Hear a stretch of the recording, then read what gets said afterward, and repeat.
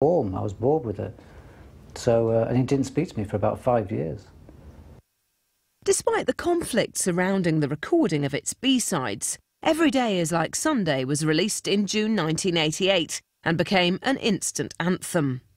A gloomy evocation of Northern England with references to John Betjeman's famous poem Slough, it would come to be seen as the quintessential Morrissey record.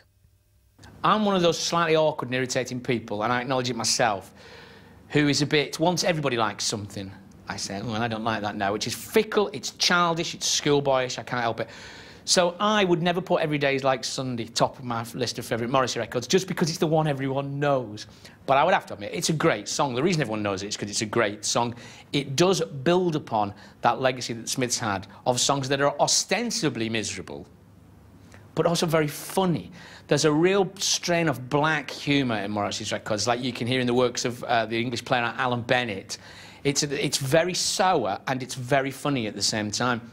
Every Day Is Like Sunday is like Heaven Knows I'm Miserable Now was to the Smiths. It's the stereotypical Morrissey moment, whereby that was the stereotypical Smiths moment. So, to that extent, it's probably gets a bit too much scrutiny than it should, than it warrants, really, because it's a great song. You know, it's well written, it's emotive. It had a suitably 80s video with someone wandering around a forgotten seaside town in off-season. All the boxes are ticked there for memorable song, memorable single. It is great. It's absolutely great. I just don't. It hasn't really got the bite, I don't think, that some of his more controversial topics have. It's quite straightforward for a Morrissey song, and I don't mean that as a criticism.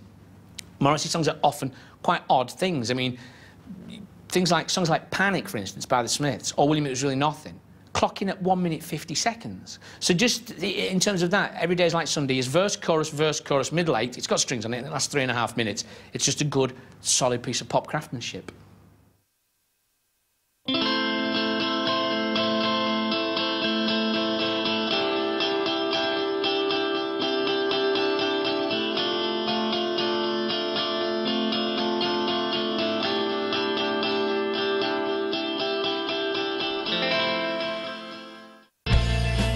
With Riley out of the picture, Morrissey needed fresh musicians to play on the new material that he and Street were working on. It was a brief search, with Morrissey quickly enlisting his old Smiths cohorts Andy Rourke and Mike Joyce. Surprisingly, to me, he came up with the idea of saying he wanted to work with Andy and Mike again. And would I have a problem with that? I said, of course not. You know, if you want Mike and Andy in again, that's fine by me. And also, well, we need a guitar player. And he said, well, perhaps we could use Craig. And I said, OK, fine, I don't mind. Craig Gannon had been drafted into the Smiths in 1986 as the band's second guitarist, but following a clash with Johnny Marr, the young musician had been quickly dropped. With Marr now out of the picture, Gannon leapt at the chance to work with his old bandmates. I was really surprised to start working with Morrissey again, yeah. Just because I thought, you know, once he works with someone and then that's the end of it, then that'd be the end of it, really. And the same with Mike and Andy as well. I thought, you know, they wouldn't keep working with him. But I got a phone call from Stephen Street asking me if I fancied playing guitar on these songs that he'd written for Morrissey, for his next solo album. So I thought, yeah, you know, great, be well into it. Working back with Morrissey again in the studio with Mike and Andy, it just felt right. You know, it just seemed just really good. You know, I'd been playing with a couple of people in the years between that and the Smiths, and a couple of singers. And since being in the Smiths and playing with someone like Morrissey, you sort of miss. You know, you're just thinking, oh, you know, there's no one got any great talent really anymore. Because you know, I do really appreciate what Morrissey does and did. So. Just being back in the studio with him, at least, you know, was great. And then with Mike and Andy being there, you know, who I respect as musicians, it was perfect, really. And Johnny wasn't there. You know, whether that was a good thing at the time or a bad thing, you know, it felt good to me because there was no animosity or anything at all. It was just everyone being civil to each other. As I say, they were first pulled in to do the job. And obviously I felt a little bit difficult because Mike and Andy, don't forget, were the Smiths. And now they're coming in and they're working with Morrissey. But it's not Johnny telling them what to do, it's me. And that felt a bit awkward. And, you know, it wasn't... It put a lot more pressure on me in some ways. I mean, you know, psychologically, it was a bit of a, you know, it was a bit of a kind of challenge, really. I certainly feel, as I say, they must be thinking, great, this is the first step to a Smiths reunion. Which you can't blame them for believing, you know. I mean, it was good as damn it, you know. So, but I certainly felt like, we're back now, move over, Streety, we're in, we'll take over from here, you know. And I kind of felt a little bit as if I'd been pushed to one side. The reunion of the ex-Smiths members provided Morrissey with new impetus, and the idea of playing a live concert both to promote his solo material and to bring out the Smiths songbook seemed timely. The venue was to be the Wolverhampton Civic Hall on December the 22nd, 1988. We went into the studio later on in '88 and we did the session that provided the singles for Interesting Drug and Last of the Famous International Playboys.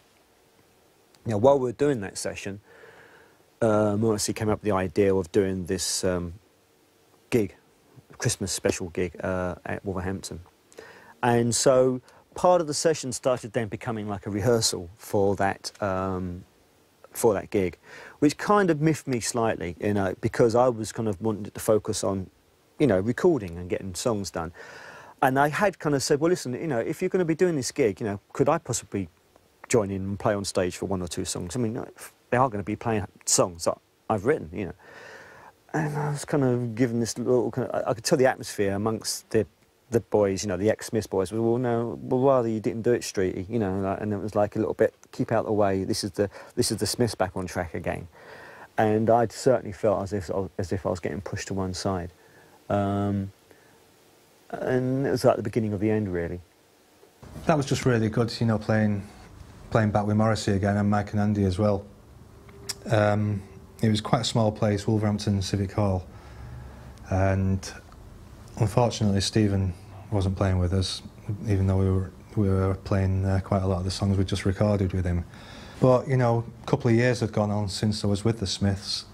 Johnny wasn't there and we were all getting on really well.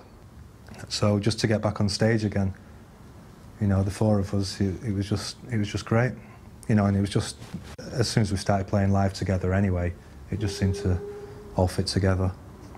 The Wolverhampton gig was incredibly strange because Johnny wasn't there, but at the same time, it was actually a fantastic gig. It was great to see everyone, and everyone was very happy to see each other. It did feel like a new beginning. I thought that that was perhaps the way it was going to go, and it was going to continue in that way. And so it was a bit like a false dawn, you know, in some respects. Obviously, you know, Johnny's guitar playing could not be replicated by anyone but Johnny. And so there was a slight hole in the gig, but the audience was so up for it and it was so exciting that you got carried away and thought, yeah, okay, this is the way it's going. This is what's going to happen now. Okay, I can go with that. I'll go with that. Yeah, it makes some sort of sense, you know. The jubilant reunion was not to last, as the group went back